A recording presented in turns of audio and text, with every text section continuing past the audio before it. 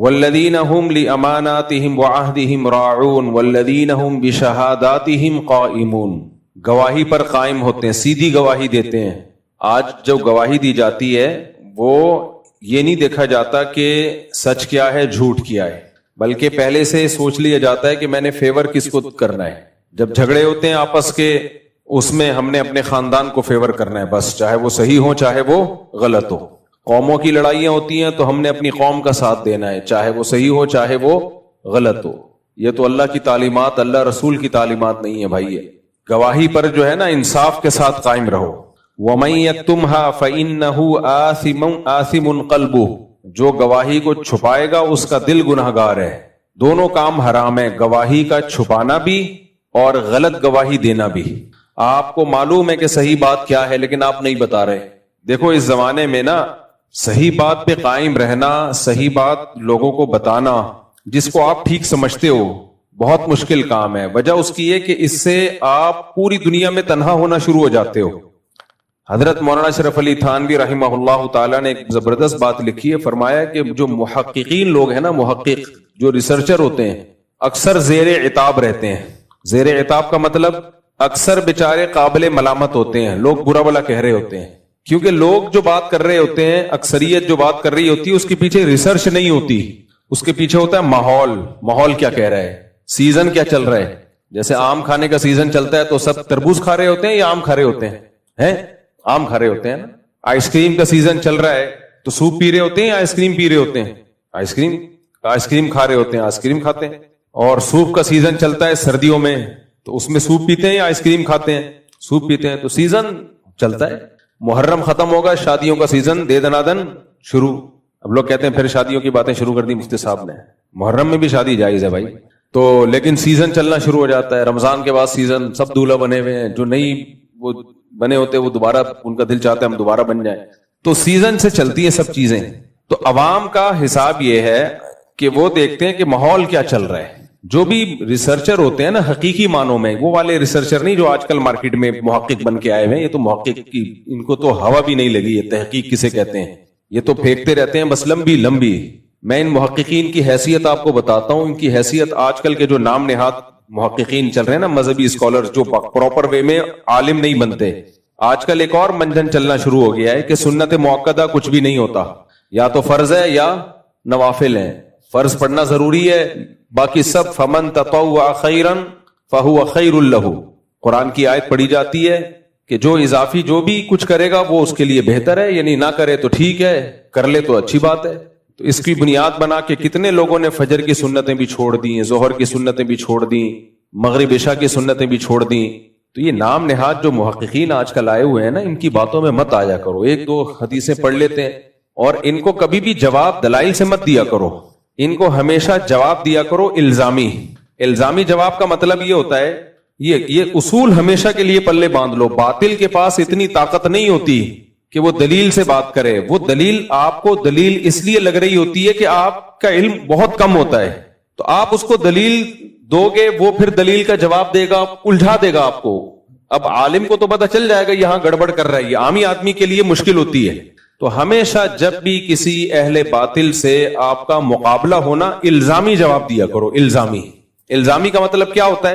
الزامی کا مطلب یہ ہوتا ہے کہ اگر آپ کا یہ اصول ٹھیک مان لیتے ہیں ہم، تو پھر آپ خود اس اصول کو کئی جگہ پہ کیوں توڑ رہے ہو؟ آپ بھی تو اس اصول کو خود کئی جگہ پہ توڑتے ہو۔ تو یہ لوگ جو کہتے ہیں نا سنت موقع، لوگ ویسے ہی نماز نہیں پڑھ رہے آج کل، پڑھتے ہیں تو اتنی لنگڑی لولی نمازیں کہ سنت موقع ہی ختم کر دی۔ تو جو بھی آپ سے کہا کرے نا سنت موقدہ نہیں ہوتی، تو اس سے کہیں کہ اچھا ٹھیک ہے، پھر ہم پھر نماز ایسے شروع کریں گے، اللہ اکبر کہہ کے نیت باندھی، ثنا پڑھنے کی ضرورت نہیں ہے، کیونکہ سبحانک اللہم یہ لازم نہیں، ڈائریکٹ سورہ فاتحہ پڑھو، اس سے پہلے اعوذ باللہ بسم اللہ بھی پڑھنے کی ضرورت، بلکہ ہم وضو سے شروع کرتے ہیں۔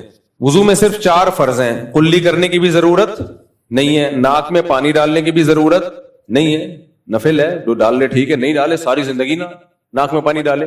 اور 1 دفعہ چہرہ دھونا فرض ہے، 3 دفعہ فرض نہیں ہے، 1 ہی دفعہ دھوئے، کیا ضرورت ہے 3 دفعہ دھونے کی؟ آپ کہہ سکتے ہیں کہ دھو لے تو ثواب ہی ملے گا نا، اس لیے ہم ترغیب دیتے ہیں کہ دھو لے۔ بھائی آپ وہاں یہ بھی تو کہو نا کہ ایک چیز فرض نہیں ہے تو لوگ اس کو لازم کیوں سمجھ رہے ہیں؟ کوئی دھوئے، کچھ لوگ ایسے بھی ہوں جو نہ دھوئیں، کچھ لوگ ایسے ہوں جو سنت موقدہ کے ساتھ نماز پڑھیں، کچھ ایسے ہوں جو بغیر سنت موقدہ کے ساری زندگی پڑھتے رہیں. تو جو چیز لازم نہیں ہے اس کی تاکید کیوں کر رہے ہو آپ؟ تو ایسا ہونا چاہیے کہ ایک دفعہ چہرہ دھوئیں اور ایک دفعہ بازو دھوئیں، بس اتنا کہ ہاتھ گیلے ہو جائیں. تین دفعہ کے تکلف کی ضرورت نہیں ہے.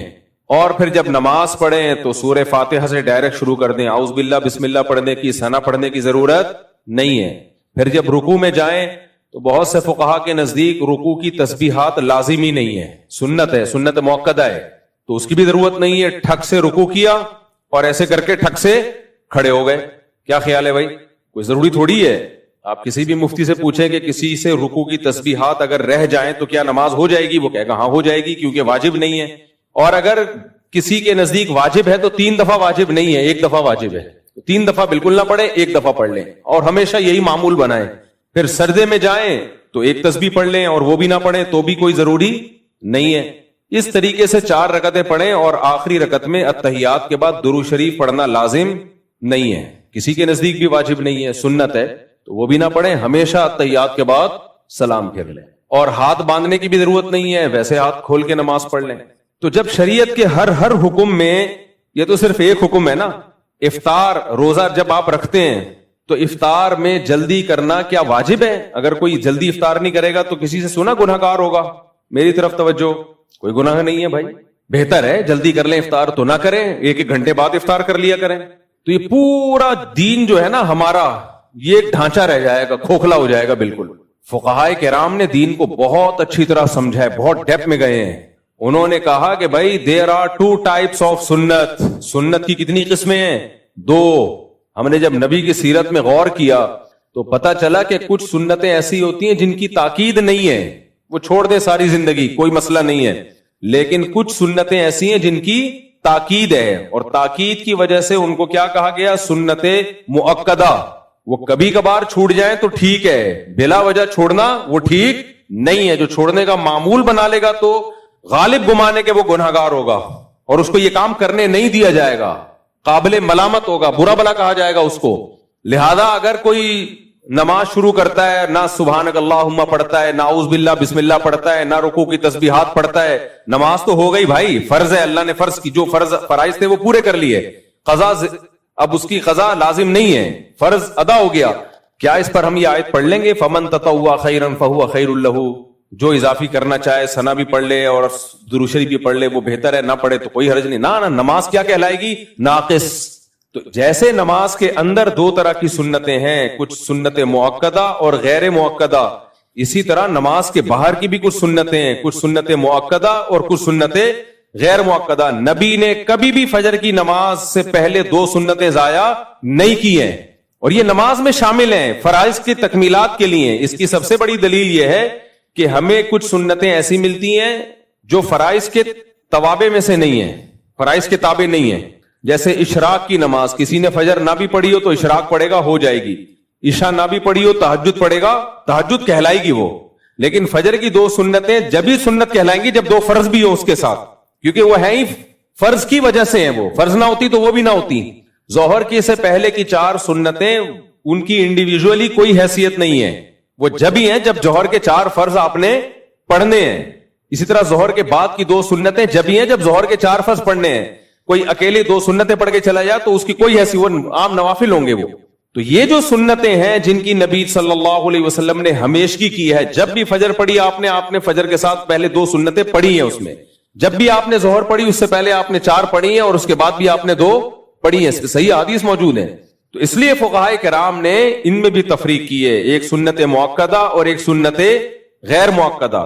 تو اب آپ نے ایک فتویٰ جاری کر دیا کہ فرائض پڑھ لو بس کافی ہے، اس کے ساتھ سنت کی کوئی ضرورت نہیں ہے. تو یہ اس کی دلیل ہے کہ آپ کو سنت مؤکدہ اور غیر مؤکدہ کا فرق معلوم نہیں ہے. اور میں آسان مثال دیتا ہوں. بہت سے علماء کے نزدیک قربانی واجب نہیں ہے، لیکن وہ کہتے ہیں سنت مؤکدہ ہے، یعنی چھوڑنا ٹھیک نہیں ہے صاحب استطاعت پر، کیونکہ اتنی اس پہ وعید ہے.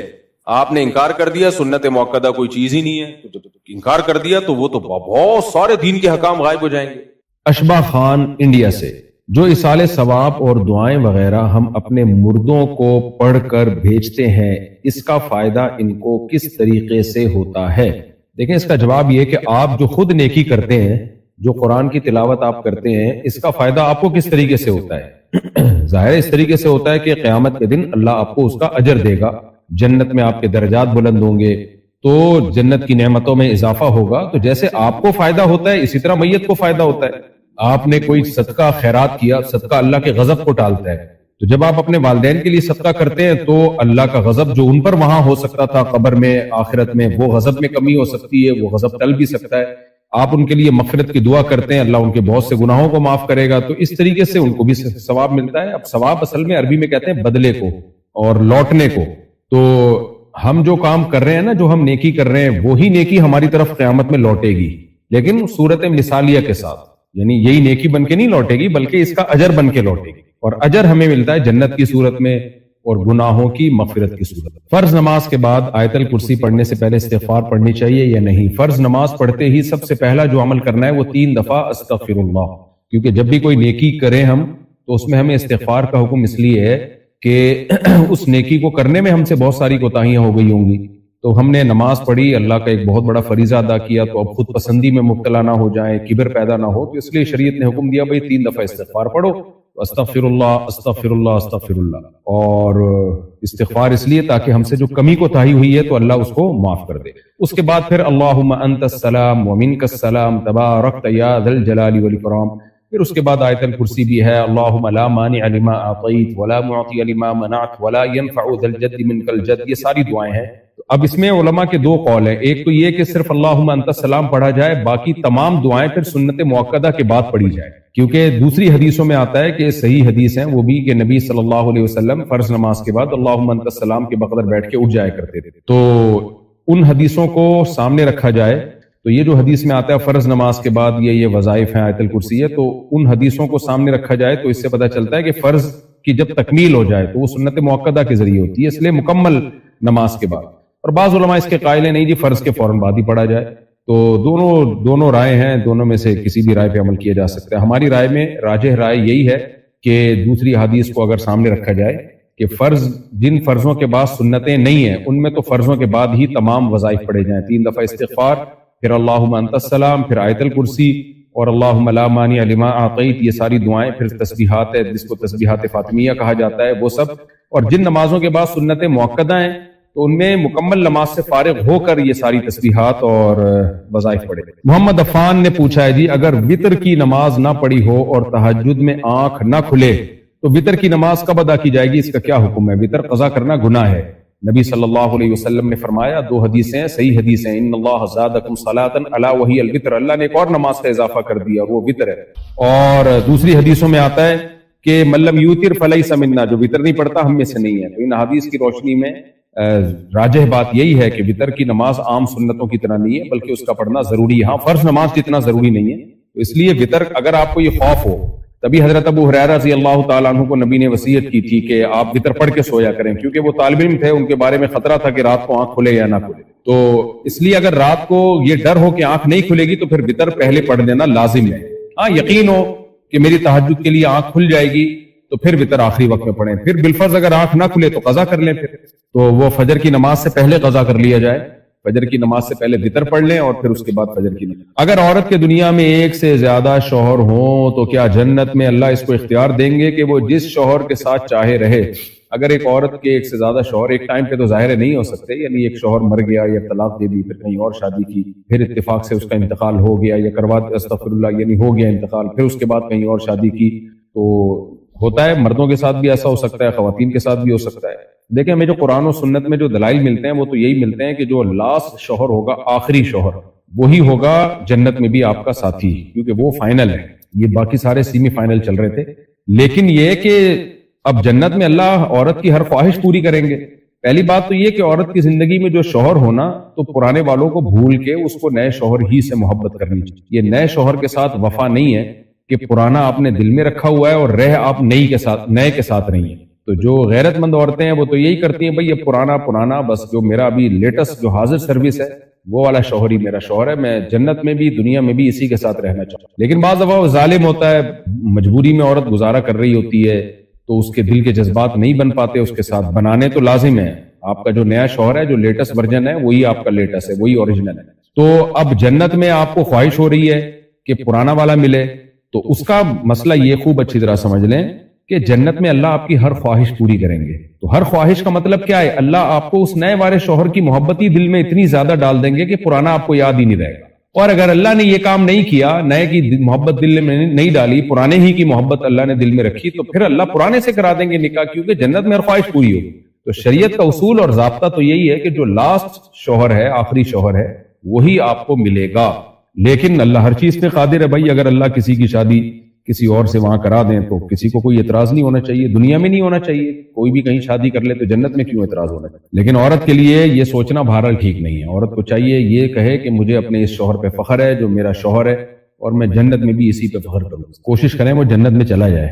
اور آپ بھی کیا قرآن کی تلاوت بغیر دوپٹہ اوڑے کر سکتے ہیں؟ اور کیا قرآن کہیں بھی رکھ سکتے ہیں؟ مثلا ڈریسنگ ٹیبل پہ قرآن جہاں چاہیں رکھیں، لیکن اونچی جگہ ہو اور تمیز سے رکھیں. ٹیڑھا میڑھا کر کے لوگ رکھ دیتے ہیں، بہت بری حرکت لگتی ہے مجھے. یہ وہ لوگ صحیح سیدھی پوزیشن میں ہونا چاہیے، اس کے ادب کا تقاضا ہے. اور کسی بھی ڈریسنگ ٹیبل پہ بھی رکھا جا سکتا ہے، زمین پہ نہ رکھیں. باقی دوپٹہ اوڑھ کے قرآن دوپٹہ اوڑے بغیر بھی پڑھ سکتے ہیں، لیکن ادب کے خلاف ہے. چادر سر پہ لیں باوقار طریقے سے. یہ ایسے ہی ہے جیسے چڈی پہن کے کوئی کہے مرد کہ میں قرآن پڑھ سکتا ہوں. اب بھائی ناجائز ہونے کی تو کوئی دلیل نہیں ہے، لیکن یہ ادب کے خلاف ہے. اللہ نے شعائر اللہ کی ہمیں تعظیم کا حکم دیا، تو شاعر اللہ میں بیت اللہ اور قرآن یہ تو سب سے بڑے شاعر اللہ ہیں، اس لیے ان کی تعظیم ضروری ہے. کیا تہجد کی نماز پڑھنے کے لیے سونا ضروری ہے یا 12 بجے کے بعد پڑھ سکتے ہیں؟ تہجد کے لیے افضل یہ ہے کہ پہلے آپ سو جائیں، پھر سو کر اٹھنے کے بعد آپ تہجد پڑھیں. یہ سنت طریقہ ہے، افضل طریقہ ہے. لیکن اگر اس افضل طریقے پہ عمل نہیں ہوا تو رات کو جب چاہیں پڑھ لیں آپ. امید ہے انشاءاللہ ثواب آپ کو پورا مل جائے گا، لیکن زیادہ فضیلت اسی میں ہے کہ سو کے اٹھیں پھر پڑھیں. کیا ہم روزے کی حالت میں سادے پانی سے اسٹیم لے سکتے ہیں؟ نہیں لے سکتے، اس میں بہت پانی ہوتا ہے، وہ آپ کے لنگس میں جاتا ہے، جائز نہیں ہے. خالص صدیقی انڈیا سے، اگر بیماری کی وجہ سے پورے رمضان کے روزے نہ رکھ پائیں اور پچھلے 10 سالوں سے ایسے ہی ہو رہا ہو، روزہ رکھنے کی حالت میں الٹیاں لگ جاتی ہیں اور ہسپتال میں ایڈمٹ ہونا پڑتا ہے، تو ان روزوں کا کفارہ کیسے ادا ہو؟ نہیں رکھ پا رہے پورے سال تو پھر تو ظاہر ہے پھر فدیہ دینا پڑے گا. تو اس کا کفارہ، اس کا فدیہ یہ ہے، رمضان کے ایک روزے کے بدلے میں آپ ایک غریب کو 2 ٹائم کا کھانا کھلائیں. یہ بھی جائز ہے. یہ بھی جائز ہے کہ 2 ٹائم کا کھانا ایک دن میں نہ کھلائیں، اگلے 2 دنوں میں کھلا دیں. آج بھی لنچ کرا دیا، کل بھی لنچ کرا دیا، لیکن اسی غریب کو. الگ کو کرائیں گے تو پھر کفارہ ادا نہیں ہوگا. ایک غریب کو 2 ٹائم کا کھانا آپ کو کھلانا. اور یہ بھی ہے کہ 2 ٹائم کا کھانے کے بجائے آپ اس کو پیسے دے دیں، اور پیسوں میں پھر آپ کو اس کو کھانے کے پیسے نہیں بلکہ 2.25 کلو گندم یا اس کی قیمت کے پیسے آپ کو اس کو دینے پڑیں گے. اس طرح سے فدیہ ادا ہوگا. یعنی گندم بھی دے سکتے ہیں 2.25 کلو آٹا، یا اس کو آپ آٹے کے پیسے دے سکتے. کیا رشتہ ہونے کے بعد لڑکی اپنے منگیتر سے فون پر بات کر سکتی ہے؟ نہیں کر سکتی. ساری باتیں اب شادی کے بعد ہی ہوں گی. آپ کہہ سکتے ہیں بعض دفعہ ضروری بات کرنی پڑتی ہے، لڑکی اجنبی ہے، اس کو سمجھنے کے لیے کہ یہ شادی پہ خوش بھی ہے یا نہیں ہے، اس کی ترجیحات کیا ہیں، پردہ کرے گی شادی کے بعد نہیں کرے گی، میری آمدن کا اس کو پتہ ہے. بعض دفعہ چیزیں لڑکی سے مبہم رکھی جاتی ہیں. تو ایک آدھ دفعہ کسی اجنبی لڑکی، خاندان والی لڑکیوں کا تو سب کو پتا ہوتا ہے، لڑکیوں کو لڑکوں کا پتا ہوتا ہے، لیکن اجنبی جگہ ہو رہی ہے تو ایک آدھ دفعہ اس سے بات کرنے میں، ریزرو رہ کے بات کرنے میں کوئی حرج نہیں ہے. لیکن یہ بات پکی ہونے سے پہلے، تو اس کے بعد ہی آپ فیصلہ کریں گے کہ بات پکی کرنی ہے کہ نہیں کرنی. جب بات پکی ہو گئی تو بس ہو گئی نا. اب شادی ہوگی تو بات چیت کرتے رہنا اس سے. تو منگیتر سے فون پہ جو آج کل بےہودیاں چل رہی ہیں، گپے ہا ہا ہی ہو اور یہ سب بکواسات ہیں، یہ اللہ کی حدود کو توڑنے والی بات ہے. قرآن جگہ جگہ کہہ رہا ہے جو اللہ کی حدود اور لمٹ کو کراس کرتا ہے وہ اپنے آپ پر ظلم کر رہا ہے. وہ کھانا کھانے کے بعد پلیٹ میں ہاتھ دھونا کیسا ہے؟ کھانا کھانے کے بعد ہاتھ دھوئیں، جہاں مرضی دھوئیں، پلیٹ میں دھوئیں، بیسن پہ جا کے دھوئیں. تمیز کا طریقہ تو یہی ہے کہ بیسن پہ جا کے دھویا کریں. پلیٹ میں ہاتھ دھونے سے جو ہوسٹ ہے آپ کا، جو میزبان ہے، اس کو بھی بڑی تکلیف ہوتی ہے. وہ پلیٹیں لے لے کے گھوم رہا ہوتا ہے، پلیٹ میں پانی، پھر گھن بھی آتی ہے بعض لوگوں کو اس سے. اس لیے بہتر یہی ہے کہ مہمان کو آپ دکھا دیں یہ بیسن ہے، آپ کائنڈلی ادھر آ جائیں، ہاتھ دھو لیں. یا وہ والی پلیٹیں ہو نا جو پشاور میں، کوئٹہ میں ہوتی ہے، پورا ایک برتن ہوتا ہے، اس کے اوپر ایک جالی ہوتی ہے، تو ہاتھ دھو کے وہ جالی سے پانی نیچے چلا جاتا ہے، وہ ٹھیک ہے. اگر لڑکی تعلیم لے رہی ہو تو اس کی شادی کی صحیح عمر کیا ہے؟ دیکھیں تعلیم کی تو کوئی حد نہیں ہے. میں ایسی لڑکیوں کو جانتا ہوں 35 سال سے تعلیم حاصل کر رہی ہیں، وہ پہلے ڈاکٹر بنی، پھر انہوں نے پھر ہاؤس جاب کی انہوں نے، کیونکہ میڈیکل کالج میں 4 سال پڑھنے کے بعد ہاؤس جاب کیے بغیر اس ڈاکٹر کی کوئی ویلیو نہیں ہے، 6 سال ہو گئی یہ ہاؤس جاب میں، پھر ان کو پریکٹس بھی کرنی تھی مزید، بلکہ اسپیشلائزیشن کرنی تھی، ان کو 2-3 سال اس میں لگ گئے، تو ہوتے ہوتے 35, 36, 37, 38, 40 تک وہ ماشاءاللہ پہنچ جاتی ہے۔ اس کے بعد پھر لڑکے کہتے ہیں کہ ابھی ایجوکیٹڈ تو ہے لیکن اس میں اٹریکشن ہمیں نہیں ہے، یا تو ان سے کوئی 50 سال کا آدمی کر رہا ہوتا ہے، لیکن آج کل 50 سال کا آدمی بھی 18 والی تلاش کر رہا ہوتا ہے، 20 سال والی تلاش کر رہا ہوتا ہے، اور اس کو مل بھی جاتی ہے، کیونکہ لڑکیوں کے لیے مسائل بہت ہیں رشتوں میں۔ اس لیے تعلیم اور شادی کو آپس میں ایک دوسرے کے منافی نہ سمجھا جائے، کیونکہ کوئی انتہا نہیں ہے اس کی، ایک دوسرے کے اگینسٹ نہ سمجھا جائے۔ شادی بھی کرے، تعلیم بھی ساتھ ساتھ چلتی رہے۔ اس لیے شادی کی صحیح عمر وہی ہے جو اسلام نے بتائی ہے، بالغ ہونے کے بعد جب اچھا رشتہ مل جائے تو فوراً شادی کرو۔ نبی صلی اللہ علیہ وسلم نے منع کیا تاخیر کرنے سے، تو ہم پیغمبر سے آگے جا رہے ہیں۔ بھائی انگریزوں کو انگریزوں کے طریقوں پہ چلنے تھے، ان کے پاس اسلام نہیں ہے، ہم تو مسلم ہیں بھائی، تو ہم جب مسلم ہیں تو ہمارے پاس اللہ رسول کی تعلیمات ہیں نا، تو اللہ رسول نے حکم دیا بیٹی بالغ ہو جائے تو جب اچھا رشتہ مل جائے، ہاں اچھا رشتہ نہ ملے پھر نہ کریں، اچھا رشتہ مل جائے تو اس کی شادی کر دیں آپ، تو پھر وہ تعلیم سسرال اس کو دلاتا رہے گا، نہیں دلا رہا تو ان کی مرضی ہے، تو نہ کریں ایسی جگہ جو سسرال تعلیم نہ دلائے۔ آپ ایسی جگہ دیں بیٹی کو کہ بھئی ہماری بیٹی ایجوکیشن حاصل کرنا چاہتی ہے، تو اب یہ شادی کے بعد بھی ایجوکیشن جاری رکھے گی، تو آپ اگر اس پہ ایگری کرتے ہیں تو ٹھیک ہے، انسان کے بچے ہوں گے تو ایگری کر لیں گے، نہیں ہے تو جاؤ دفع کرو، پھر دوسرا کوئی اور رشتہ تلاش کریں۔ سوسائٹی میں اسی کو پروموٹ کریں کہ تعلیم کو شادیوں میں رکاوٹ نہ سمجھیں، ورنہ بیڑا غرق ہو رہا ہے لڑکیوں کا۔ اسلام بھی اس چیز کو پروموٹ نہیں کر رہا، اور لڑکیوں کی زندگیاں بھی تباہ ہو رہی ہیں، پھر وہ زنا میں پڑتی ہیں، دوستیوں میں پڑتی ہیں، کیونکہ فطرت کا کوئی متبادل نہیں ہے، خوب سمجھ لو۔ ڈاکٹر لڑکی کو بھی لڑکا چاہیے، خوب سمجھ لو، اور جو اسکول میں پڑھ رہی ہے اس کو بھی لڑکا چاہیے، حلال نہیں ملے گا، حرام کاریوں میں لگے گی، وہ لگ رہی ہیں، اس لیے بہتر ہے اس کی انسان کے بچوں کی طرح اس کی شادی کر دو ٹائم پہ، اور لڑکے کو بولو بیٹا اب یہ تم بھی میڈیکل کالج میں پڑھ رہے ہو، یہ بھی پڑھ رہی ہے، تو نکاح کر لو، دونوں ساتھ جایا کرو۔ کیا نفل روزے میں نفل کی قضا کی نیت کر سکتے ہیں؟ نہیں، کیا مطلب نفل روزے میں نفل کی قضا کی نیت؟ نفل روزہ الگ ہے، قضا کی نیت سے روزہ رکھنا الگ ہے، دونوں کو ایک دوسرے میں مرج نہیں کر سکتے۔ بکرے کا سینگ ٹوٹ گیا تو کیا اس کی قربانی ہو جائے گی؟ بھائی صاحب قربانی کے کو تو 2 مہینے گزر چکے ہیں، تو سفر کا مہینہ چل رہا ہے۔ بہرحال بکرے کا سینگ اگر ٹوٹ گیا تو قربانی جائز ہے، ہاں سینگ اگر ٹوٹا جڑ سے اور اس کا دماغ بھی ہل گیا تو پھر اس کی قربانی جائز نہیں ہے، لیکن عام طور پر ایسا ہوتا نہیں ہے۔ کیا سجدے کی حالت میں دعا کر سکتے ہیں؟ حدیث میں آتا ہے کہ سب سے زیادہ دعا سجدے میں قبول ہوتی ہے، لیکن ایک حدیث کو سامنے رکھ کے کبھی فیصلہ نہیں کیا جاتا۔ دوسری حدیثوں میں آتا ہے کہ آپ صلی اللہ علیہ وسلم نے ہمیں سجدے میں سبحان ربی الاعلیٰ پڑھنے کا حکم دیا، دونوں صحیح حدیث ہیں، اس لیے علماء کہتے ہیں سبحان ربی الاعلیٰ بھی اصل میں دعا ہی ہے۔ کیا مطلب اس کا؟ ہم اللہ کی تعریف کر رہے ہیں، میرا رب ہر عیب سے پاک ہے جو سب سے برتر ہے، مطلب یہ کہ اللہ جب تو سب سے برتر ہے، تو ہر عیب سے پاک بھی ہے، تو میری ضرورت بھی تو جانتا ہے نا، تو میری ضرورتیں بھی پوری کر دے، تو یہ گویا اللہ سے مانگا ہی جا رہا ہے۔ جب ہم کسی کی تعریف کرتے ہیں، آپ نے کسی سیٹھ کی تعریف کی کہ یار تم بڑے سخی ہو، تم بہت اچھے ہو، تو آپ اس کو اصل میں ترغیب دے رہے ہیں کہ یار تم ہم پہ بھی کچھ چھڑکاؤ کر دو، تم اتنے سخی ہو، تم اتنے مالدار ہو۔ تو ہم اللہ کی جب حمد و ثنا کرتے ہیں تو اصل میں ہم اپنا بھکاری پن دکھا رہے ہوتے ہیں، ہم ہیں بھی بھکاری، حقیقت ہے اللہ تو تمام عزتوں کا مالک ہے، تو ہمارا خیال کر۔ تو اس لیے سبحان ربی الاعلیٰ کے جو الفاظ ہیں یہ اللہ کی حمد و ثنا بھی ہے اور یہ دعا بھی ہے، لیکن اگر کوئی اپنے طور پہ الگ سے بھی دعا مانگنا چاہے تو بھی ٹھیک ہے، لیکن دعا کے لیے ضروری ہے سجدے میں کہ عربی میں ہو اور منقول اور معصور دعائیں، منقول کا مطلب قرآن و سنت سے ثابت شدہ دعائیں ہوں، وہ دعائیں، کیونکہ نماز میں انسان اپنا کلام نہیں کر سکتا۔ اور آج کل جو یہ سجدے کا رواج چل پڑا ہے نا، بعض لوگ نماز کے بعد ایسے ہی ایک مسجد میں سجدہ کرتے ہیں، یہ ٹھیک نہیں ہے، کیونکہ اس سے بدعت کی تائید ہوتی ہے، کل یہ سجدے شروع ہو جائیں گے اور ہو گئے ہیں، اس لیے اس کو ترک کر دینا چاہیے۔ اگر ویسے اپنے گھر میں آپ الگ سے کوئی سجدہ کر کے دعا مانگنا چاہیں وہ تو ٹھیک ہے، لیکن مسجدوں میں اس کا معمول نہ بنایا جائے، اس لیے حضرات فقہاء نے اس عمل کو مکروہ لکھا ہے کہ مسجدوں میں نماز کے بعد سنتوں کے بعد جو لوگ سجدہ کرتے ہیں یہ عمل مکروہ ہے، اس سے آہستہ آہستہ ایک چیز رواج پکڑ جائے گی اور جو چیز سنت سے ثابت نہیں ہے اور پھر لوگ اس کو کرنا شروع کر دیں گے، تو یہ ٹھیک نہیں۔ ماؤتھ فریشنر سینٹ لگا کے نماز ہو جائے گی یا نہیں؟ ہو جائے گی، اس میں میرا خیال ہے کوئی ایسے حرام اجزاء شامل نہیں ہوتے، بہرحال انگریڈینٹ اس کے پڑھ لیا کریں، کسی ماہر سے پوچھ لیا کریں، جامع رشید کا بھی ایک ادارہ ہے حلال فاؤنڈیشن، ان سے بھی پوچھا جا سکتا ہے گوگل پہ سرچ کر کے۔ نارملی ماؤتھ فریشنر جو آ رہے ہیں ان میں کوئی ایسی چیز ہوتی نہیں ہے، لہذا نماز ہو جائے گی، صرف الکوہل کی وجہ سے آپ کی نماز خراب نہیں ہوتی۔ اگر کنواری لڑکی بھاگ کر نکاح کرے اور پیچھے کوئی پوچھنے والا بھی نہ ہو تو کیا اس کا نکاح ہو جائے گا؟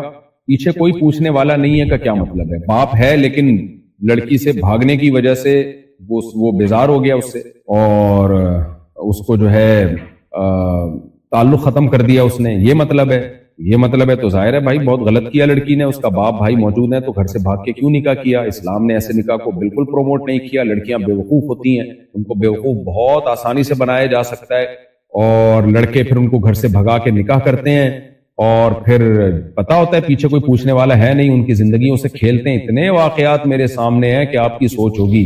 تو اس لیے یہ عمل بہت ہی بھیانک اور اس کے نتائج انتہائی خطرناک، اور جس مرد سے آپ امیدیں لگا کے بیٹھی ہو نا، جس نے گھر سے بھگا کے نکاح کیا، وہ آپ سے وفا کرے گا، وہ 99.9% وہ وفا نہیں کرتے، وہ چسکے لیتے ہیں. کیوں بھگائے گا وہ؟ کیا اس کو نہیں پتا کل میری بیٹی بھی پیدا ہوگی، وہ بھی گھر سے بھاگ سکتی ہے اور کہے ابا آپ نے بھی تو ہماری اماں کو بھگایا تھا، تو میں اگر بھاگ گئی تو کیا ہوا؟ غیرت مند مرد کبھی بھی یہ کام نہیں کرے گا. تو باقی نکاح ہو جائے گا کہ نہیں ہو جائے گا تو اس کا تعلق اس سے ہے کہ لڑکی نے کفو میں ہم پلہ میں نکاح کیا ہے تو نکاح منعقد ہو جائے گا، اگر جوڑ کا رشتہ نہیں تھا تو نکاح نہیں ہوگا. تو باقی عمل بہرحال ہے برا.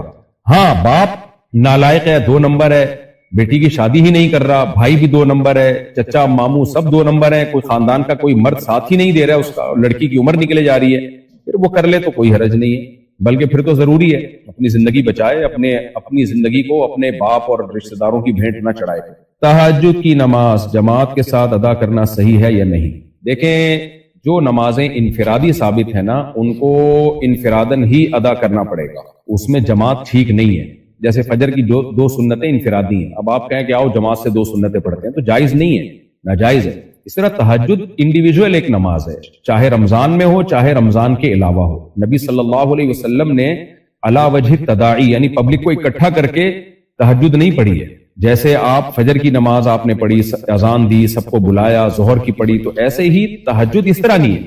ہاں یہ ضرور ہے کہ آپ تہجد پڑھ رہے تھے، چند صحابہ شامل ہو گئے جماعت میں، ایسے ہی اگر کوئی انڈیویجول تہجد پڑھ رہا ہے 2-4 لوگ اس کے ساتھ جماعت میں شامل ہو جائیں تو ٹھیک ہے، کوئی حرج نہیں ہے. لیکن باقاعدہ اعلان کرنا کہ ہمارے یہاں تہجد کی نماز ہوگی، سب لوگ تشریف لے آئے، یہ بدعت عمل ہے، یہ ناجائز عمل ہے.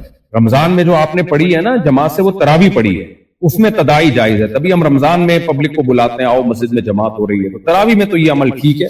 تو جو نبی نے صلاۃ اللیل پڑھی ہے نا رمضان میں، جس کو بعد میں اسلاف نے تراویح کا نام دیا، تو وہ تو ٹھیک ہے. اس کے علاوہ جو تہجد ہے اس میں اتنی بڑی جماعت ٹھیک نہیں. اسی وجہ سے حرمین میں جو صلاۃ اللیل کی جماعت ہوتی ہے تو اس پہ بھی بہت سے علماء کو تحفظات ہیں کہ اسلاف سے ہمیں اور نبی سے، صحابہ تابعین سے تراویح کی تو پراپر جماعت ہمیں ملتی ہے، لیکن الگ سے تہجد کی پراپر جماعت ہمیں اس کا تصور نہیں ملتا. اور اگر کوئی اسی پہ مصر ہو کہ بھئی نہیں یہ جو نبی نے جو رمضان میں جماعت سے نماز پڑھی ہے وہ تہجد میں ہمیں تہجد کی پڑھی ہے، تو پھر تو بھائی نبی نے تو چھوڑ دی تھی نا وہ، پھر آپ چھوڑ دیں، آپ نے کیوں اس کو پراپر قائم رکھا ہے؟ اور اگر آپ کہتے ہیں حضرت عمر نے اس کو زندہ کیا، تو پھر حضرت عمر کی اگر کو فالو کرنا ہے تو حضرت عمر کے ہاں تو عشاء کی نماز کے بعد تراویح ہوتی تھی، اور رات کے آخری حصے میں تو جماعت سے نماز نہیں ہوتی تھی، عشاء کی نماز کے بعد اس کو شروع کیا جاتا تھا. تو عجیب کنفیوژن ہے، کچھ چیز نبی سے لے رہے ہیں، وہاں جب پھنستے ہیں تو پھر حضرت عمر کی طرف آتے ہیں، ادھر پھنستے ہیں تو پھر ادھر چلے جاتے ہیں. اس لیے اس میں چاروں اماموں کا جو مذہب ہے، امام ابو حنیفہ، امام مالک، امام شافعی، امام احمد ابن حنبل، یہ چاروں بہترین ریسرچر تھے امت کے، اور ان پر پوری امت نے اعتماد کیا. ان چاروں کی رائے یہی ہے کہ تراویح میں تو جماعت کی جائے گی، پبلک کو بلایا جائے گا، تہجد میں انڈیویجول ہی ہے، انفرادی ہی ہے، اس کو انفرادی رہنے دیا جائے. ہاں آپ پڑھ رہے ہو 2-3 لوگ شامل ہو جائیں تو وہ حدیث سے ثابت ہے، اس میں کوئی حرج نہیں. عشاء کی نماز کو تاخیر سے پڑھنے کی فضیلت والی حدیث کون سی ہے؟ صحیح حدیث ہے، مختلف حدیثوں کی کتابوں میں یہ مضمون ہے کہ آپ صلی اللہ علیہ وسلم نے فرمایا کہ نبی صلی اللہ علیہ وسلم بہت تاخیر سے آئے نماز پڑھانے کے لیے، تو صحابہ کو نیند آنے لگی، آنکھ لگنے لگی. حضرت عمر رضی اللہ تعالیٰ عنہ نے فرمایا نامت النساء والصبیان، عورتیں بچے سو رہے ہیں، سونے لگ گئے ہیں. تو آپ صلی اللہ علیہ وسلم تشریف لائے اور آپ نے فرمایا کہ اگر مجھے امت پہ مشقت کا خوف نہ ہوتا تو میں ان کو حکم دیتا کہ عشاء کی نماز کو مؤخر کریں. تو یہاں مؤخر کرنے کا مطلب ہے 1/3 رات، 1/3 رات تک، یعنی عشاء کا وقت جب سے شروع ہو رہا ہے اور صبح صادق کا وقت جب سے شروع ہو رہا ہے تو اس کو 3 حصوں میں ڈیوائیڈ کر لیں. تو پہلے حصے کا اینڈنگ پوائنٹ، لیکن یہ آپ نے چاہا تو یہ، لیکن ایسا کیا نہیں آپ نے، یعنی نارمل آپ کی روٹین یہ نہیں تھی تاکہ امت کو تکلیف نہ ہو. وجہ اس کی یہ کہ اتنی دیر سے اگر آپ عشاء پڑھیں گے پھر سوئیں گے کس وقت، آپ نیند آپ کی پوری نہیں ہوگی، پھر تہجد کے لیے جلدی رات کو اٹھنا بھی ہے. تو اس لیے جو آج کل روٹین چل رہی ہے جماعت کی نماز کی کہ اول وقت میں عشاء پڑھی جاتی ہے وہی زیادہ بہتر ہے تاکہ لوگوں کو سہولت ہو، ورنہ لوگ جماعت کی نمازیں چھوڑ دیں گے۔ ہاں کسی کی اپنی نماز جماعت کی چھوٹ گئی، اب اس نے انفرادی نماز پڑھنی ہے اور اس کو یہ بھی خطرہ نہیں ہے کہ تہجد مجھ سے قضا ہو جائے گی، اس کو یہ بھی امید ہے کہ نیند میری پوری ہو جائے گی، تو پھر وہ رات کی 1/3 تک نماز پڑھ سکتا ہے، لیکن 1/3 سے زیادہ پھر اس کو مؤخر نہ کرے۔ کیا برتھ ڈے والے دن قرآن خوانی کر سکتے ہیں؟ نہیں، بالکل جائز نہیں ہے قرآن خوانی، قرآن پڑھنا برتھ ڈے منانے کے طور پر، یہ بدعت عمل ہے، تو غلط عمل ہے۔ اگر لڑکی کی دوسری شادی اور لڑکی کی پہلی لڑکی کی دوسری شادی لڑکے کی دوسری شادی اور لڑکی کی پہلی شادی ہو تو اسلام میں اس سے لڑکی کو کیا اجر ملے گا؟ یہ بڑا سوال پوچھا جاتا ہے لڑکیوں کی طرف سے، اور میرے پاس ایسی کمپلین بھی آئی ہیں کہ ایک خاتون کسی مرد کی دوسری بیوی بن گئی اور وہ مرد نہیں نبھا پا رہا تھا، 2 بیویوں کی پالنے کی صلاحیت نہیں تھی، وہ دوسری پہ ظلم کر رہا ہے، وہ ٹائم نہیں دے رہا۔ تو جب کیس میرے پاس آیا تو میں نے لڑکی والوں سے پوچھا کہ بھائی جب آپ کو پتا تھا کہ یہ بندے میں صلاحیت نہیں ہے، یہ برابری نہیں کر سکتا، اس میں کانفیڈنس نہیں ہے، تو آپ نے کیوں کی اس سے اپنی بیٹی کی دوسری شادی؟ تو پتہ ہے جواب میں کیا کہتے ہیں؟ وہ کہتے ہیں آپ کا بیان سن کے آپ نے دوسری شادی کی ترغیب دی ہے تو ہم نے کہا چلو یہ بندہ نیک کام کر رہے ہیں، ہم اس کو اپنی بیٹی دیں۔ میں نے کہا میں دوسری شادی کی ترغیب مردوں کو دیتا ہوں، خواتین کو کبھی بھی میں نے ترغیب نہیں دی ہے کہ کسی مرد کی دوسری بیوی بنے۔ اب آپ کہیں گے یہ عجیب سی بات ہے، مردوں کو 4 شادیوں کی ترغیب دی جا رہی ہے اور عورتوں کو کہا جا رہا ہے کہ آپ کسی مرد کی دوسری، تیسری، چوتھی بیوی نہ بنے، یہ پھر مرد کریں گے کیسے؟ اس کا جواب یہ ہے کہ شادی میں ہر شخص اپنا فائدہ دیکھتا ہے۔ آپ جب اپنی بیٹی کسی کو دیتے ہیں تو اپنے فائدے کے لیے دیتے ہیں، اس کے فائدے کے لیے نہیں دیتے۔ اب ایک آدمی اگر 4 شادیاں کرنا چاہ رہا ہے، وہ اپنے فائدے کے لیے کر رہا ہے، تو وہ بھیجے، سب جگہ پیغام بھیجے، وہ کوشش کرے کنواری سے کرے، خوبصورت سے کرے، لیکن ملے گی نہیں اس کو، اس لیے کہ کوئی کنواری اس سے کرے گی کیوں؟ وہ کہے گی مجھے کنوارا مل جائے گا تو میں کیوں کسی کی دوسری بیوی بنوں، میں شیئرنگ پہ شوہر کیوں لوں، میں پورا اپنا 100% جو شوہر ہے وہ میرا ہی ہونا چاہیے نا۔ تو اس کی خواہش یہی ہے۔ ہاں اسے اگر کوئی کنوارا نہیں ملے گا یا مل تو رہا ہے لیکن اس کے اسٹیٹس کا نہیں ہے، تو پھر وہ دوسری شادی والے کو پہلی والے پہ ترجیح دے گی، وہ اپنا فائدہ دیکھ کے دے گی، یعنی اس لیے کہ some thing is better than nothing. جیسے بعض لڑکیوں کی عمریں نکل رہی ہوتی ہیں تو ان کو نہیں مل رہا ہوتا کنوارا کوئی، تو وہ پھر ہم ان سے کہتے ہیں بھائی اب ساری زندگی نکاح کے بغیر گزارنے سے بہتر ہے کسی کی دوسری بیوی بن جاؤ، کسی کی تیسری بن جاؤ، کسی کی چوتھی بن جاؤ۔ ایک نااہل کی پہلی بیوی بننے سے بہتر ہے کسی سمجھدار اور ذمہ دار کی چوتھی بن جاؤ۔ تو یہ مجبوری میں ہے عورت کے لیے، ورنہ نارملی عورت کو چاہیے وہ اس شوہر کو ترجیح دے جس کے نکاح میں کوئی بیوی پہلے سے موجود نہ ہو، اس کو ترجیح دیں۔ آپ نہیں مل رہا تو پھر 2nd والے سے کریں، وہ نہیں مل رہا تو پھر 3rd والے سے کریں، وہ نہیں مل رہا تو پھر 4th والے سے کریں۔ اور مرد کو چاہیے وہ اپنے لیے اچھے سے اچھا سوچے، لیکن ملے گا تھوڑی اس کو کوئی اچھے سے اچھا۔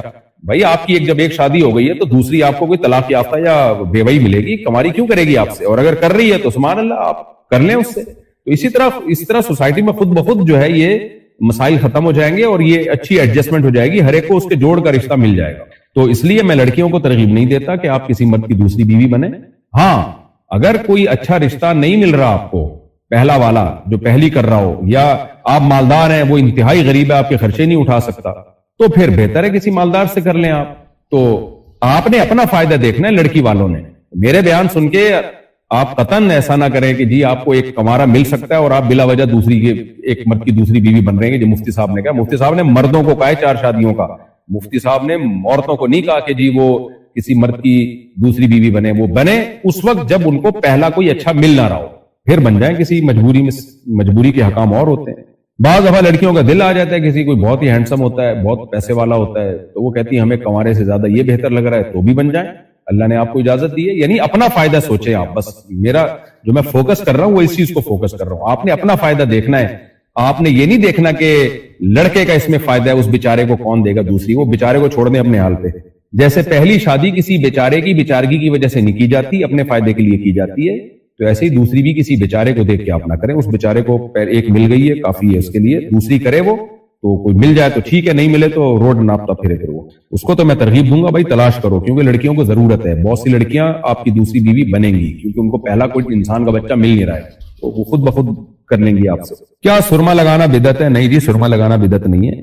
باقی سرمے جو آج کل آ رہے ہیں یہ دیکھ لیا کریں، پتہ نہیں کون کون سے، آنکھ بہت سینسیٹیو چیز ہے، اس میں اپنی طرف سے کسی بھی منجن والے سے کوئی چیز لے کے آنکھ میں ڈالنا بہت خطرناک ہو سکتا ہے، اس لیے اس میں بہت احتیاط کی ضرورت ہے۔ غیر مردوں کا بچا ہوا کھانا کیا عورت کھا سکتی ہے؟ کھا سکتی ہے، لیکن مناسب نہیں ہے۔ اسلام میں مرد اور غیر محرم مرد اور عورت میں کچھ پابندیاں ہیں، کچھ ریسٹرکشنز ہیں، تو ان کا خیال کرنا چاہیے۔ حلال حرام کا مسئلہ نہیں ہے، لیکن خود ہی انسان کو ایک تھوڑی سی غیرت آتی ہے، نامحرم مرد کا جھوٹا پیتے ہوئے یا نامحرم عورت کا جھوٹا مرد کو پیتے ہوئے خود ہی انسان کو حیا آتی ہے۔ یہ حیا ایسی چیز ہے جس کے لیے کوئی دلیل کی ضرورت نہیں ہوتی ہے، یہ فیلنگز ہوتی ہے، فیلنگز جن میں یہ فیلنگ زندہ ان کو یہ مسائل سمجھ میں آ جاتے ہیں۔ جن کی فیلنگ ہی ختم ہو چکی ہو وہ تو گلے بھی مل رہے ہوتے ہیں نامحرم عورتوں سے، تو ان کو نہ شرم آتی ہے نہ غیرت آتی ہے، کچھ بھی نہیں ہوتا۔ فریدہ صاحبہ پنجاب سے، اگر میسج پر صرف 2 بار طلاق لکھا ہو تو کیا طلاق ہو جائے گی؟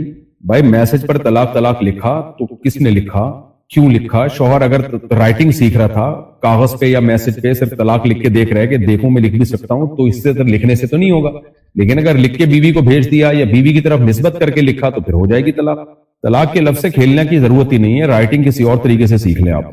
کیا درود تاج پڑھ سکتے ہیں؟ میرے علم میں نہیں ہے بھائی، یہ درود تاج کہاں سے ثابت ہے، کیا ہے؟ جب تک علم میں نہیں ہے میں اس بارے میں کوئی فتویٰ نہیں دے سکتا، بس اصولی بات کر سکتا ہوں کہ قرآن و سنت سے، احادیث سے جو درود ثابت ہیں وہ پڑھا کریں۔ کسی لڑکی کا سوتیلا باپ اس کا محرم ہوتا ہے اور اس سے نکاح بھی نہیں ہو سکتا، تو کیا وہ بچی ماں کے ساتھ سوتیلے باپ کے گھر میں رہ سکتی ہے؟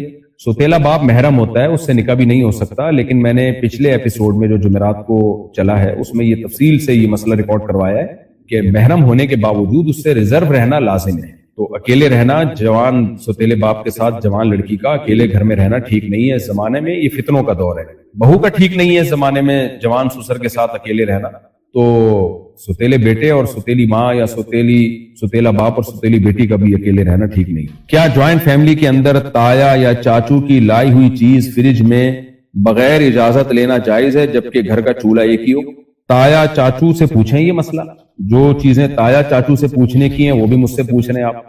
ان کو اگر کوئی تکلیف نہیں ہو رہی تو لے لیں، اگر تکلیف ہو رہی ہے ان کو برا لگ رہا ہے، چیزیں ہم لا کے رکھتے ہیں اور کوئی اور لیتا ہے تو پھر تایا چاچو پھر غلط ہوگا۔ عام طور پر تو یہ چھوٹی موٹی چیزیں فریج میں لا کے رکھی اس لیے ہوتی ہیں سب کھا لیں، لیکن بہرحال یہ مسئلہ تایا چاچو سے پوچھیں۔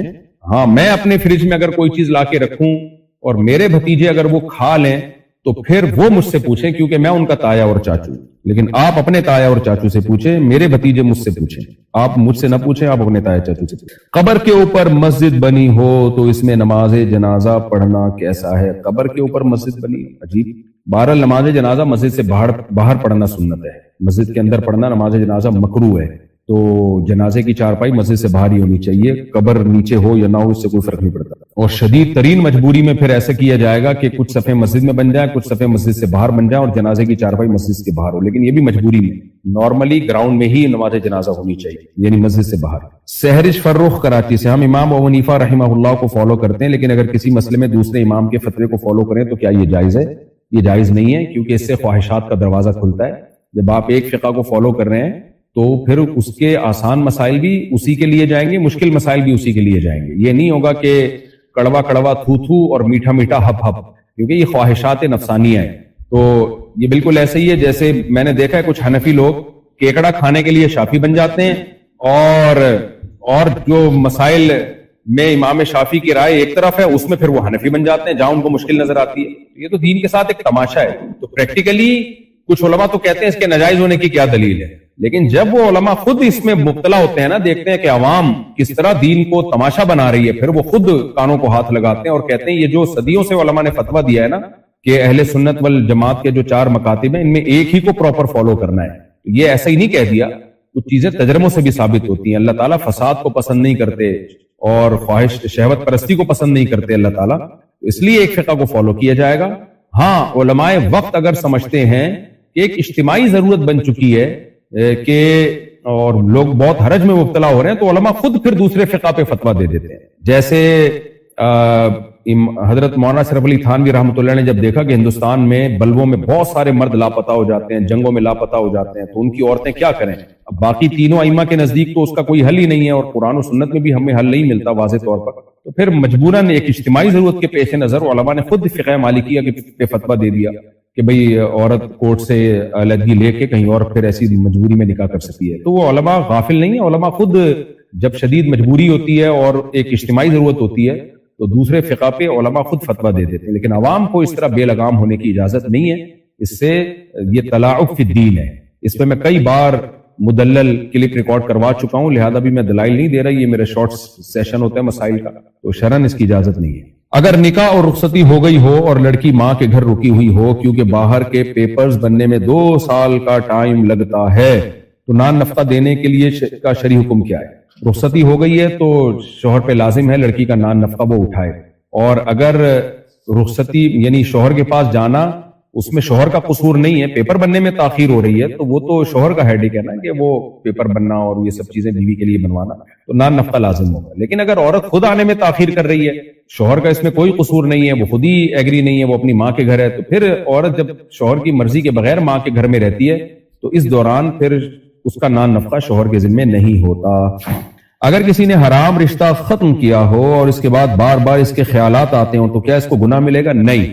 دیکھو خوب سمجھ لو، جب انسان گناہ چھوڑ دیتا ہے نا تو بار بار اس گناہ کے خیالات اس کو تنگ کرتے ہیں، تو شیطان پھر یہ کہتا ہے دیکھ تیرے دل سے وہ خیال تو نکل رہا نہیں ہے، تو اس کا مطلب تو پراپر وے میں نیک تو بن نہیں سکتا، تو اب کر لے دوبارہ گناہ۔ یہ شیطان کا حملہ ہے، خوب سمجھ لیں۔ اگر آپ نے گناہ چھوڑ دیا تو جتنے بھی خیالات آتے رہیں، دل للچاتا رہے کاش دوبارہ کر لوں، ایک دفعہ موقع مل جائے، یا اس کی محبت دل سے نہیں نکل رہی، خوب سمجھ لیں اس میں کوئی گناہ نہیں ہے، بلکہ اس سے جو آپ کو تکلیف ہو رہی ہے اس پہ الٹا اجر ملے گا، آپ کو ثواب ملے گا۔ اس لیے گناہ سے ہمیشہ دور بھاگیں، وسوسے آ رہے ہیں آنے دیں۔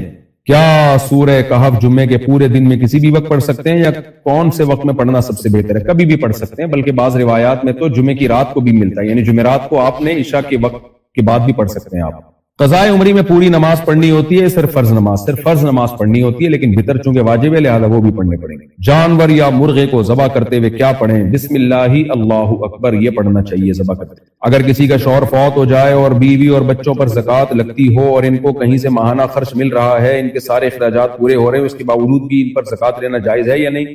لیکن زکوٰۃ تو 52.5 تولہ چاندی کسی کے پاس نہیں ہے، یا اس کی بقدر سونا پراپرٹی وغیرہ نہیں ہے، وہ پراپرٹی جو استعمال میں نہ ہو، تو ایسے آدمی کو زکوٰۃ دے سکتے ہیں، لیکن لینا اس کے لیے مانگنا جائز نہیں ہے اگر اس کی ضرورت پوری ہو رہی ہے۔ تو اب مجھے نہیں پتا شوہر کے انتقال کے بعد بیوی بچوں پہ کیا حالت ہے، ان کی کس قسم کرسی میں ہے، وہ مجھے نہیں معلوم، اس لیے میں جب تک کسی کے حالات سامنے نہیں آئیں گے میں فتویٰ دے نہیں سکتا۔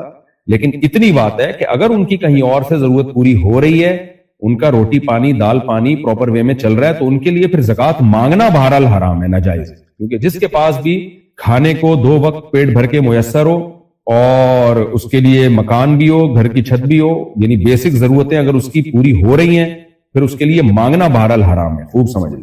حالت نفاس کی نماز معاف ہے یا نہیں؟ اگر 40 دن سے زیادہ خون جاری ہے تو کیا تب بھی نماز معاف ہوگی یا نہیں؟ بچہ پیدا ہونے کے بعد جو عورتوں کو خون آتا ہے اس کو نفاس کا خون کہتے ہیں، اس کے وہی حکم ہے جو حیض کا حکم ہے، اس میں نماز نہیں پڑھی جائے گی اور ان نمازوں کی قضا بھی نہیں ہے۔ لیکن 40 دن سے اگر وہ زیادہ تجاوز کر گیا تو پھر 40 دن کے بعد ان پر نماز واجب ہو جائے گی، اور شوہر کے ساتھ جو میاں بیوی کا ریلیشن ہوتا ہے وہ بھی حلال ہو جائے گا، تو وہ پھر استحاضے کا خون کہلاتا ہے، وہ نفاس کا۔ اسی طرح 40 دن سے پہلے اگر خون بند ہو گیا تو بھی ان پہ غسل کر کے نماز پڑھنا واجب ہو جائے گا، خوب سمجھ لیں۔ بعض خواتین کیا کرتی ہیں، ان کو 20-25 دن میں بلیڈنگ بند ہو گئی، وہ کہتی ہے نہیں جی 40 دن ہی پورے کرنے ہیں۔ نا نا نا، آپ کو اگر بلیڈنگ پہلے بند ہو گئی ہے تو پہلے ہی نماز شروع کر دینی آپ پر لازم ہو جائے گی۔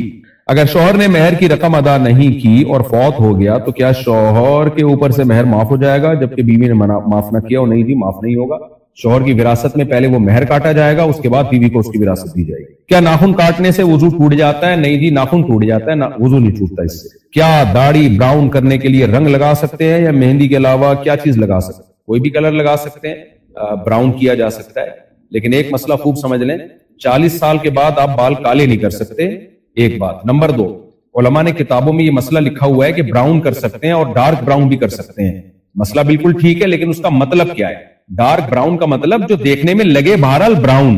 آج کل جو ڈارک براؤن کلر آ رہا ہے جب وہ آپ لگاتے ہیں تو دیکھنے میں بلیک لگ رہا ہوتا ہے، تو یہ جائز نہیں ہے، کیونکہ میں نے ڈاکٹروں سے پوچھا ہے، ڈاکٹر لوگ کہتے ہیں کہ جن کے بال بلیک ہوتے ہیں نا وہ بھی اصل میں ڈارک براؤن ہی ہوتے ہیں، بالکل 100% بلیک شاید نہیں ہوتے، وہ زیادہ تر لوگوں کے ڈارک براؤن ہی ہوتے ہیں۔ تو جو بال ہم جس کو کالا کہتے ہیں وہ اصل میں ڈارک براؤن ہی ہوتے ہیں۔ تو اسلام نے جب کالے بالوں سے منع کیا ہے، بالوں کو کالا کرنے سے منع کیا ہے 40 سال کے، یعنی بڑھاپے چھپانے کے لیے ہے نا یہ اصل میں، تو وہ جو منع کیا ہے تو اس میں وہ والے کالے بال جو جس کو عرف میں کالا کہا جاتا ہے، جو حقیقت میں ڈارک براؤن ہوتے ہیں، تو اس لیے میں اس میں یہی کہتا ہوں کہ ڈارک براؤن کلر لگانا جائز نہیں ہے، کیونکہ وہ دیکھنے میں بلیک ہی لگتا ہے، تو اس لیے براؤن لگائیں، ایسا براؤن جو دیکھنے میں لگے کہ یہ براؤن ہے، ہاں بعض دفعہ یہ ہوتا ہے کہ آپ کے 2-4 بال سفید ہیں تو آپ اس میں ڈارک براؤن نہ بھی لگائیں، براؤن لگائیں یا لائٹ براؤن بھی لگائیں تو وہ کالے بالوں میں چھپنے کی وجہ سے کالے لگ رہے ہوتے ہیں، وہ ایک الگ بات ہے، وہ جائز ہے۔ لیکن اگر کلر ہی آپ نے ڈارک براؤن لگا دیا اور وہ کوئی پہچان ہی نہیں سکتا کہ یہ اس کے براؤن کلر ہے، وہ دیکھنے میں کالے ہی لگ رہے ہوتے ہیں، تو شریعت میں اسی کا اعتبار ہے کہ دیکھنے میں کیا لگ رہا ہے۔ تو اس لیے فتویٰ تو وہ ٹھیک ہے علماء کا، فقہا کے ڈارک براؤن کلر لگانا جائز ہے، لیکن فقہا کی ڈارک براؤن سے مراد کیا ہے خوب سمجھ، مراد یہ کہ وہ دیکھنے میں براؤن ہی لگے کہ بھئی یہ کالے نہیں ہے بلکہ براؤن ہے۔ تو وہ آج کل کے ڈارک براؤن وہ والا نہیں ہوتا، آج کل کے ڈارک براؤن وہ کالا ہی لگتا ہے دیکھنے میں۔ تو اس لیے لائٹ براؤن لگائیں یا براؤن کلر لگا دیں، خلاصہ یہ کہ جو بھی لگائے دیکھنے میں پتا چلے کہ یہ براؤن ہے، کالے نظر نہ آئے دیکھنے میں۔ اگر بندہ اپنی قربانی نہ کرے اور اپنے ماں باپ کی قربانی کر دے تو کیا یہ صحیح ہے؟ بھائی اپنی قربانی کرے پہلے جو آپ پہ واجب ہے، اگر واجب نہیں ہے تو پھر جس کی طرف سے چاہے کر لے، لیکن اگر ماں باپ دنیا سے جا چکے ہیں اور آپ ان کی طرف سے قربانی کرتے ہو تو اصل میں اپنی ہی طرف سے ہوتی ہے، اس کا ثواب ان کو پہنچ رہا ہوتا ہے، تو پھر قربانی ادا ہو جائے گی۔ ارمان انصاری انڈیا سے، کیا داڑھی رکھنا ضروری ہے؟ جی ہاں، نبی صلی اللہ علیہ وسلم کی بخاری مسلم کی صحیح حدیث ہے، اعفوا اللحى وقصوا الشوارب، داڑیاں بڑھاؤ مونچھیں گھٹاؤ، اور تورات میں آج تک لکھا ہوا ہے کہ موسیٰ علیہ السلام کو اللہ نے کوہ طور پہ بلا کے کہا کہ اپنی قوم کو بتا دیں کہ وہ داڑیاں بڑھائیں، تبھی آج بھی یہودی لوگ داڑیاں رکھتے ہیں۔ تو اس لیے داڑھی صرف رکھنا کافی نہیں ہے، بڑھانا ضروری ہے، اور اس کی فقہا نے مدت بیان کی ہے، مقدار بیان کی ہے، کم از کم 1 مٹھی، چاروں طرف سے 1 مٹھی، یہاں سے بھی 1 مٹھی ہو، یہاں سے بھی 1 مٹھی ہو، چاروں طرف سے 1 مٹھی رکھنا ضروری ہے۔ تو اگر یہ نہیں رکھیں گے گناہ گار ہوں گے۔ یہودیوں سے عبرت حاصل کر لینی چاہیے، ہمارے جدید اسکالرز کو جنہوں نے داڑھی کا انکار کر دیا ہے۔ یہودی اتنے ماڈرن ہو کے بھی اپنا انہوں نے داڑھی والا جو مذہب میں داڑھی تھی وہ نہیں ختم، اور ہمارے جدید اسکالرز نے داڑھی کا انکار کر دیا، مغربیت سے اتنا متاثر ہیں۔ میرے سینے پر ایک چھوٹا سا ٹیٹو بنا ہوا ہے، لیکن میں اپنی پوری نیت کے ساتھ 5 وقت کی نمازیں پڑھتا ہوں، تو کیا میری نمازیں ادا ہو جائیں گی؟ آپ اس ٹیٹو کو ہٹوائیں اگر ہٹانے کی قدرت ہے، اگر ممکن ہی نہیں ہے تو پھر توبہ استغفار کریں، پھر نماز ہو جائے گی آپ کی، لیکن یہ ٹیٹو بنوانا حرام اور ناجائز ہے۔ عبد الصمد صاحب انڈیا سے، اگر کوئی ڈاکٹر جان بوجھ کر بلا وجہ آپریشن کرتا ہے تو اس کے مرنے کے بعد اس کا نماز جنازہ پڑھنا یا پڑھانا جائز ہے؟ ایسا ڈاکٹر جو بلا وجہ آپریشن کرتا ہو کبیرہ گناہ کا مرتکب ہے وہ، تو حدیث سے یہ بات ثابت ہے اگر کوئی بہت بڑے کبیرہ گناہ کا مرتکب ہو تو قوم کا جو مقتدی ہے یا مسجد کا امام ہے وہ بائیکاٹ کر سکتا ہے۔ جنازہ تو ہر ایک مسلمان کا پڑھا جائے گا لیکن بائیکاٹ کر سکتا ہے وہ، جیسے نبی صلی اللہ علیہ وسلم کے سامنے اگر کوئی شخص لایا جاتا ہے جس نے خودکشی کی ہے تو آپ نماز جنازہ نہیں پڑھاتے، تو باقی لوگ پھر ان کا جنازہ پڑھا دیتے تھے، آپ نہیں پڑھاتے۔ تو کوئی کبیرہ گناہ کا مرتکب ہونا، اگر ڈاکٹر کا پتہ ہے بلا وجہ جان بوجھ کر آپریشن کرتا ہے تو پھر مسجد کے امام وغیرہ ایسی شخصیات کو بائیکاٹ کرنا چاہیے اور بولنا چاہیے بھئی جو بھی بزرگ لوگ ہیں ان کو بائیکاٹ کر دینا چاہیے۔ برتھ ڈے منانا کیسا ہے؟ اچھا، لیکن یہ بات خوب سمجھ لیں کہ ڈاکٹر بلا وجہ آپریشن کر رہا ہے نہیں کر رہا ہے، اس میں آپ کی رائے کا اعتبار نہیں ہے، اس میں ڈاکٹروں ہی کی رائے کا اعتبار ہے۔ بعض دفعہ لوگ ڈاکٹروں سے بہت الجھتے ہیں، ڈاکٹر ٹیسٹ لکھ کے دیتا ہے تو لڑتے ہیں، یہ بلا وجہ کے ٹیسٹ کیوں لکھ کے دے رہے ہو؟ بھئی آپ کو کیا پتا کہ بلا وجہ کے لکھ کے دے رہا ہے یا کسی وجہ سے لکھ کے دے رہا ہے؟ ڈاکٹر آپریشن بتاتا ہے اس سے بلا وجہ لڑ رہے ہوتے ہیں۔ کسی حکیم سے پوچھ لیتے ہیں، حکیم کہتا ہے یہ خام خواہ کا آپریشن ہے، بھائی اس حکیم کو کیا پتا، اس نے تھوڑی وہ میڈیکل سائنس پڑھی ہے، تو پھر علاج اسی حکیم سے ہی کرا لیتے، اس ڈاکٹر کے پاس آئے کیوں؟ تو یہ عوام جو ہے نا ہماری، میں نے دیکھا ہے ڈاکٹروں سے غیر ضروری الجھتی بھی ہے۔ ٹھیک ہے کچھ ڈاکٹر فراڈی بھی ہوتے ہیں پیسے بنانے کے لیے، الٹے گائنی کے ڈاکٹروں میں تو بہت ہے، یہ نارمل ڈیلیوری ہوتی ہے اینڈ ٹائم پہ کہہ دیتے ہیں آپریشن کے بغیر نہیں ہوگا، یہ تو ہمارے مشاہدے ہیں، تو اس میں بھی 100% کو میں غلط نہیں کہہ سکتا، لیکن اس میں بہت فراڈ ہوتا ہے، لیکن یہ ضروری نہیں کہ ہر جگہ فراڈ ہی ہو، اس لیے ڈاکٹر اگر کوئی بات کہہ رہا ہے تو 2-3 ڈاکٹروں ہی سے کنفرمیشن کر لیں آپ، پھر آپ فیصلہ کریں۔ آپ اپنی یوٹیوب پہ دیکھ کے یا ادھر ادھر کے حکیموں کو یا جعلی عطائی ڈاکٹروں کو سن کے آپ فیصلہ نہ کریں۔ برتھ ڈے منانا کیسا ہے؟ آج کل یہ عام رواج بن گیا ہے، اس کا شرعی حکم کیا ہے؟ انتہائی درجے کی احمقانہ بچکانہ حرکت ہے۔ بدعت اس لیے نہیں ہے کہ اس کو دین کا حصہ سمجھ کے نہیں کیا جاتا، لیکن ہے انتہائی بچکانہ حرکت، اسلام کے مزاج کے بالکل خلاف چیز ہے۔ کہ کیا ہوا تھا آج؟ اگر آپ 1 جنوری کو پیدا ہوئے ہیں تو ہو گئے نا پیدا، اب کیا کریں، آپ پیدا ہو گئے تھے، تو آج میں چونکہ پیدا ہوا تھا لہذا خوشی منا رہا ہوں، بے وقوفوں والے کام مت کرو۔ تو آپ کی زندگی میں 1 سال کم ہو گیا ہے، آپ کو کوئی خوشی ملی ہے تو آپ اس خوشی کو مناؤ۔ آپ پاس ہو گئے امتحان میں، ٹھیک ہے جی، آپ خوشی مناؤ۔ آپ جو ہے وہ کوئی شادی ہو گئی آپ کی، ولیمہ کر کے خوشی مناؤ۔ آپ کو کوئی کہیں سے پیسے مل گئے، آپ خوشی مناؤ۔ آپ اس تاریخ کو پیدا ہوئے تھے تو ہو گئے تھے نا، جس دن ہو گئے تھے بس ٹھیک ہے، اس دن خوش ہو گئی تھے، آپ کے ابا اماں نے عقیقہ کر لیا تھا، آپ کی یہ خوشی ہو گئی تھی، اب دوبارہ وہی ڈیٹ آ رہی ہے، آپ خوشی منا رہے ہو، تو یہ وہ خوشی ہے جو ہو نہیں رہی ہوتی، مصنوعی تکلف، تو تکلفات سے تو شریعت نے ہمیں منع کیا. دیکھیں انگریز کے بیچارہ خوش نہیں رہتا، ان کے نہیں فیملی سسٹم تباہ ہو گیا، شراب کباب، تو وہ بیچارہ کوشش کرتا ہے کوئی کہیں سے کچھ ملے خوشی منانے کے لیے، تو وہ پٹانگ چیزیں کر کے خوشیاں منا رہا ہوتا ہے. تو آج ہمارے مولانا لوگوں میں بھی یہ چیزیں آ رہی ہے، بلا وجہ کے ماڈرن ازم سے متاثر ہو رہے ہیں. تو آپ کچھ چیزیں دلائل سے سمجھانا بہت مشکل ہوتا ہے. آپ نماز روزے میں دل لگائیں، ایک اچھی لائف گزاریں، تو آپ کو ان چیزوں سے خود ہی ایک عجیب سی نفرت سی شروع ہو جائے گی. میں نے تو بعض سیکولر لبرل لوگ دیکھے ہیں جو برتھ ڈے کی مخالفت کرتے ہیں، وہ کہتے ہیں کیا احمقانہ حرکت ہے، حالانکہ وہ مذہبی نہیں ہے.